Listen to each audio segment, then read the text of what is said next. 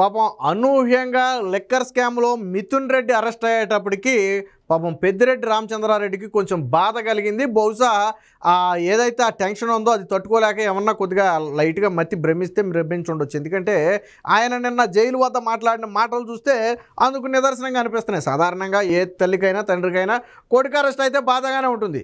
అది అవినీతి చేసి అరెస్ట్ అయ్యాడు, అవినీతి చేయకుండా అరెస్ట్ అయ్యాడు అనేది కాసేపు పక్కన పెడితే ఉంటుంది. మరి ఆల్రెడీ రాష్ట్రంలోనే పేరున్నటువంటి వ్యక్తి, ఒక ఎంపీగా ఉన్నటువంటి వ్యక్తి, జగన్మోహన్ రెడ్డికి రైట్ హ్యాండ్ లాంటి వ్యక్తి, మరి అలాంటి వ్యక్తి అరెస్ట్ అయితే ఎవరికైనా బాధ ఉంటుంది. అయితే ఈ బాధలో నిన్న పెద్దిరెడ్డి మాట్లాడిన మాటలే ఇప్పుడు కొంచెం ఆలోచించాల్సి వస్తుంది. ఏమని మాట్లాడాడంటే పెద్దిరెడ్డి, సరే మాకు స్కామ్తో సంబంధం లేదు, మేమేమీ చేయలేదంటాం తప్పు కాదు. ఎవడైనా స్కామ్ నేను చేశానని ఎవడు ఒప్పుకోడు. ఎంత కరుడు కట్టిన దొంగ అయినా నేను చేయలేదనే అంటాడు. సరే దాన్ని కాసేపు పక్కన పెడదాం, అది సహజంగా ఎవరైనా చెప్పేదే. కానీ నిన్న పెద్దిరెడ్డి ఏమన్నాడో తెలుసా?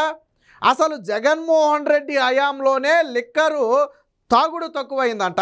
చంద్రబాబు నాయుడు వచ్చాక రాష్ట్రాన్ని మధ్యాంధ్రప్రదేశ్గా మార్చేశాడంట. సిగ్గుశరం ఉందో ఏమైనా ఈ మాటలు మాట్లాడటానికి? నాకు అర్థం కాదు. ఆల్రెడీ దేశంలోనే అతిపెద్ద లిక్కర్ స్కామ్లో నీ కొడుకు అరెస్ట్ అయ్యాడు. ఇంకా పూర్తి స్థాయిలో విచారణ కూడా పూర్తిగా కంప్లీట్ అవ్వలేదు. పోనీ నీ కొడుకు ఏమైనా శుద్ధపోసని కోర్టులో తీర్పేమీ రాలేదు. నువ్వు శతవిధాల కింది ఏసీబీ కోర్టు దగ్గర మొదలు పెడితే సుప్రీంకోర్టు వరకు వెళ్తే ప్రతి చోట లెంపకాయ దెబ్బలు తిని చివరికి వెళ్ళి నీ అంతటా నువ్వుగా సరెండర్ అవ్వాల్సిన పరిస్థితి వచ్చింది. అంటే ఏ న్యాయ వ్యవస్థ నుంచి నీకు రక్షణ దొరకలేదు. నువ్వు శుద్ధపోస మాటలు మాట్లాడటం నీ కొడుక్కి సంబంధమే లేదంట. అది పక్కన పెడితే సరే సంబంధం లేదంటాం ఒకెత్తు. చంద్రబాబు నాయుడు వచ్చిన ఏడాదిలోనే రాష్ట్రాన్ని మధ్యాంధ్రప్రదేశ్గా మార్చేశాడంట. మీకు అసలు కథ తెలిస్తే మీరు షాక్ అవుతారు. జగన్మోహన్ రెడ్డి గతంలో లిక్కర్ ధరలు షాక్ కొట్టే విధంగా పెంచుతున్నాను, అప్పుడు తాగుతాం తగ్గిస్తారు అని చెప్పి జగన్మోహన్ రెడ్డి ఒక బొక్కలో లాజిక్ కూడా తీసుకొచ్చి గతంలో లిక్కర్ ధరలు ఆకాశాన్ని అంటే విధంగా పెంచాడు. మన అందరికీ తెలుసు, కరోనాకి కొద్ది ముందు కరోనా టైంలోనూ ఏమైంది? లిక్కర్ ధరలు పెంచడంతో అసలే పనులు లేక ఇబ్బంది పడుతున్న వాళ్ళు ఏం చేశారంటే తాగలేని పరిస్థితి ఏర్పడి నాటుసారాకి శానిటైజర్లు తాగడానికి అలవాటు పడ్డారు. లిక్కర్ అమ్మకాలు అనేవి పూర్తిగా తగ్గిపోయి కమిషన్లు తగ్గిపోయినాయి.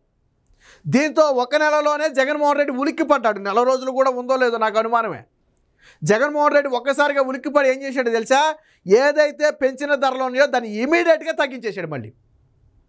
ఇమీడియట్గా తగ్గించేశాడు. ఎందుకని తగ్గించాడు? లిక్కర్ సేల్స్ పడిపోయి కమిషన్లు ఆగిపోయినాయి. అప్పుడు అర్థమైంది, ఓహో మనం ధరలు పెంచితే ప్రజలు తాగే పరిస్థితి లేదు, ఆల్టర్నేట్ తాగడం అనేది మానరు. నేను మళ్ళీ చెప్తున్నా, తాగడం అనేది మానరు. ఎందుకంటే అలవాటు పడిన వాళ్ళు మానలేరు. ఆల్టర్నేట్ ఎత్తుక్కుంటారు. అది కళ్ళు కావచ్చు, లేదా నాటుసారా కావచ్చు, లేదా ఎక్కడైనా ఇంకోటి కావచ్చు. చివరికి శానిటైజర్లు తాగారు. వెస్ట్ గోదావరి జంగారెడ్డిగూడెంలో శానిటైజర్లు తాగిన 10 మంది అస్వస్థతకు గురయ్యారు. ఎందుకని? వాళ్ళు మద్యం ధరలు తట్టుకోలేక, మద్యాన్ని తాగలేక, అలాగని చెప్పి ఉండలేక శానిటైజర్ తాగితే వాళ్ళు తీవ్ర అస్వస్థతకు గురయ్యారు. అప్పుడు ఇది పెద్ద వైరల్ న్యూస్గా మారింది. అంటే ఆల్టర్నేట్ మార్గాలను ఎదుర్కొన్నారు. దీంతో ఏమైంది? లిక్కర్ సేల్స్ అనేవి తగ్గాయి. బోర్డర్లో ఉన్న వాళ్ళేం పక్క రాష్ట్రాల మీద ఆధారపడిపోయారు. లిక్కర్ సేల్స్ తగ్గితే వెంటనే జగన్మోహన్ రెడ్డి ఉలిక్కిపడ్డాడు. ఎందుకని? కమిషన్లు తగ్గిపోయినాయి, ఇక్కడ కమిషన్లు పడిపోయినాయి ఇక్కడ. అందుకని జగన్మోహన్ రెడ్డి ఉలిక్కిపడి మళ్ళీ నేను పెంచిన ధరలు ఉత్తునే పెంచాను, మీరు బాగా తాగి సావండి అని చెప్పి తగ్గించాడు. నేను ఒకటే అడుగుతున్న లాజిక్, జగన్మోహన్ రెడ్డి వీళ్ళు తాగకూడదు అని నేను ధరలు పెంచానని మొదట సమర్థించుకున్నాడు. షాక్ కొట్టే విధంగా ధరలు ఎందుకు పెంచుతున్నానంటే తాగుడు తగ్గిస్తారు అని చెప్పి జగన్మోహన్ రెడ్డి లాజిక్ చెప్పాడు. మరి నువ్వు ఏ రకంగా మళ్ళీ పెంచిన ధరలు తగ్గించావు?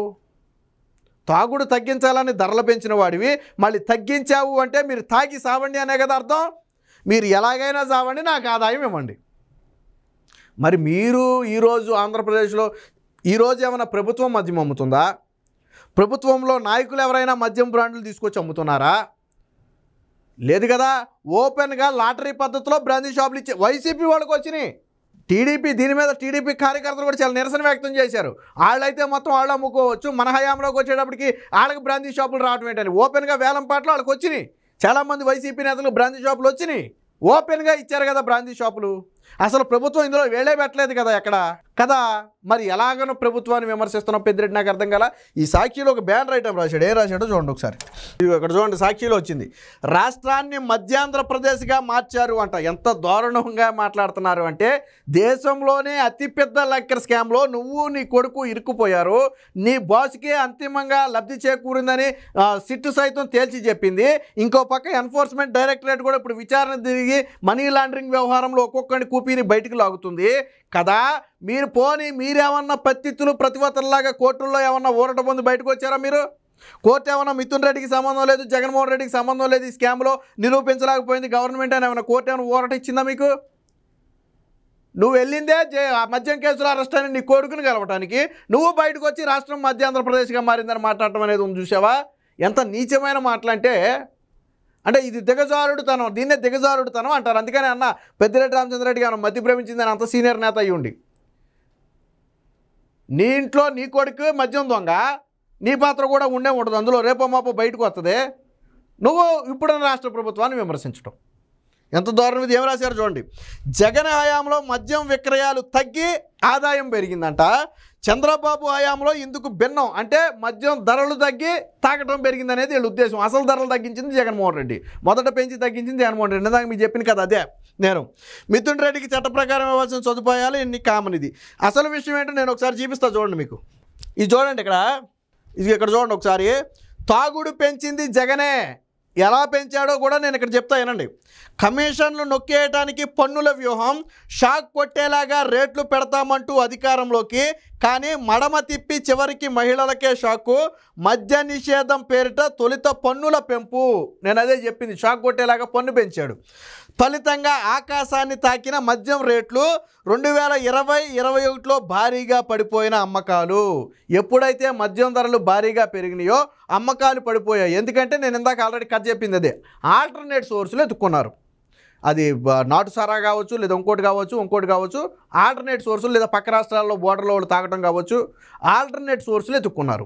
అప్పుడేమైందో చూడండి, అమ్మకాలతో పాటు కమిషన్లు కూడా తగ్గిన వైనం, ఉలిక్కిపడి వెంటనే మద్యంపై పన్నుల తగ్గింపు. మరి నువ్వు ఎందుకు పెంచావు, ఎందుకు తగ్గించావు? ఇందా పెద్దిరెడ్డి ఏమన్నాడు, మద్యం రేట్లు పెంచి మద్యం తాగటాన్ని తగ్గించామన్నాడు కదా, అది అబద్ధం. మొదట్లో పెంచిన మాట వాస్తవం, కానీ నెల రోజులు కూడా తిరగకుండానే ఉలిక్కిపడి ఏం చేశాడు చూడండి, ఉలిక్కిపడి వెంటనే మద్యంపై పన్నుల తగ్గింపు, తిరిగి జోరందుకున్న అమ్మకాలు, పెరిగిన కమిషన్లు, లిక్కర్ స్కామ్పై సిట్ ఛార్జ్ షీట్లో బయటపడ్డ కుట్ర. ఇది నేను చెప్పింది కాదు, స్పెషల్ ఇన్వెస్టిగేషన్ టీము విచారిస్తున్నటువంటి టీం చెప్పిన మాట. అర్థమైందా మీకు? మరి ఇందా పెద్దిరెడ్డి ఏమన్నాడు ఇందాక, ఇది కదా వాస్తవం. జగన్మోహన్ రెడ్డి లిక్కర్ ధరలు షాక్ కొట్టేలా పెంచిన మాట వాస్తవం, దాంతో మద్యం అమ్మకాలు పడిపోయిన మాట వాస్తవం. వెంటనే కమిషన్లు తగ్గిపోయాయని ఉలిక్కిపడి తూచ్ అని చెప్పి పెంచిన ధరలను ఒక్కసారిగా వెనక్కి తగ్గించి మళ్ళీ జోరుగా తాగించిన మాట కూడా వాస్తవం. మరి మీరు కదరా ఆంధ్రప్రదేశ్ని మధ్యాంధ్రప్రదేశ్గా మార్చింది, మీరు కదరా ప్రజల ప్రాణాలతో ఆడుకుని వాళ్ళ రక్తాన్ని కూడా తాగింది, మీరు కదా నాణ్యుల కల్తీ మద్యాన్ని నమ్మి వాళ్ళ ప్రాణాలు తీసి ఆ కుటుంబాలు ఉసురు పోసుకుంది. మరి ఈరోజు మీరు కూటమి ప్రభుత్వాన్ని ఎలా విమర్శిస్తారు? పోనీ కూటమి ప్రభుత్వం ఏమన్నా అంటే వీళ్ళకి ఎలాగుండేదంటే, జగన్మోహన్ రెడ్డి తెచ్చిన ఈ భూమితో పాటు ఈ బ్రాండ్లు ఉన్నాయి కదా, వీటన్నిటిని కొనసాగిస్తే కూటమి ప్రభుత్వం అప్పుడు మంచి ప్రభుత్వం అయ్యేది. పాపం వాళ్ళు ఏంటంటే ఈ తుక్కు బ్రాండ్లు అన్నీ తీసేసి యథావిధిగా ఇతర అన్ని రాష్ట్రాల్లో దొరికే ఏ బ్రాండ్లు అయితే ఉంటాయో ఆ బ్రాండ్లు ఆంధ్రప్రదేశ్లో కూడా పెట్టారు. ఇందులో విచిత్రం ఏంటంటే, ఇందులో ఆంధ్రప్రదేశ్ గవర్నమెంట్ ఏలిపెట్ల. చంద్రబాబు నాయుడు గారు నిజంగా ఆదాయం సంపాదించాలి అని అనుకుంటే మిగతా అన్ని పక్కన పెట్టి లిక్కర్ని ప్రభుత్వం అమ్మితే చాలు, ఈ లిక్కర్ని ప్రభుత్వం అమ్మితే చాలు, సంపాదించుకోవచ్చు. కానీ చంద్రబాబు గారు ఆ పని చేయలే. ఎప్పట్లాగే వేలం పాటలు వేశారు, ఓపెన్గా ఇచ్చారు. వైసీపీ వాళ్ళు కూడా అది షాపులు పొందారు, డ్రాలో ఓపెన్గా చేశారు, పారదర్శకంగా చేశారు. ఖచ్చితంగా చెప్పారు, హానికరమైన ఏ ఒక్క బ్రాండు ఆంధ్రప్రదేశ్లో ఉండకూడదని చెప్పారు.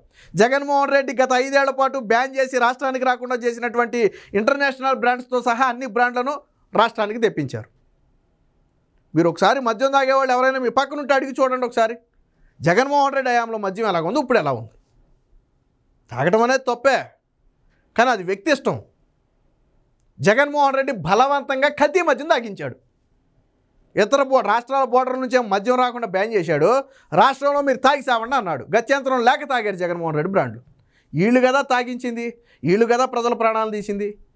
మరి పెద్దిరెడ్డి రామచంద్రారెడ్డి ఇప్పుడు ఆంధ్రప్రదేశ్ ప్రభుత్వం మధ్య ఆంధ్రప్రదేశ్గా మారిందని చెప్పి ఎలా మాట్లాడుతున్నాడు? అలా ప్రభుత్వం ఇన్వాల్వ్మెంటే ఇందులో లేదు. నీ కొడుకేమో అరెస్ట్ అయ్యి జైల్లో ఉన్నాడు, నువ్వు పరామర్శకి వెళ్ళొచ్చి బయటకు వచ్చి ఈ మాట మాట్లాడటం. వైసీపీ నాయకులు ఇప్పటికైనా మాట్లాడేటప్పుడు కొంచెం చూసి మాట్లాడాలి. ఎందుకంటే ప్రజలు కూడా అన్నీ గమనిస్తున్నారు, అన్నీ గమనించారు కాబట్టే అన్నీ గమనిస్తూనే ఉన్నారు. సాక్షిలో మాత్రం ఇలాంటి ఐటెంలు, బ్యానర్ ఐటెంలుగా మీరు ఎంత చేస్తే అంత మంచిది. 5 ఏళ్ల పాటు జగన్మోహన్ రెడ్డిని లేపి తర్వాత ధమాలను పడేశారు ప్రజలు. అలాగే మీరు కూడా ఇప్పుడు ప్రతిపక్షంలో జగన్మోహన్ రెడ్డిని లేపడం కోసం విశ్వప్రయత్నం చేస్తున్నారు, కానీ లెగిసే పరిస్థితి ఎక్కడా లేదు. ఇప్పటికైనా ఇలాంటి తప్పుడు వార్తలు రాయటం మానుకుంటే మంచిది.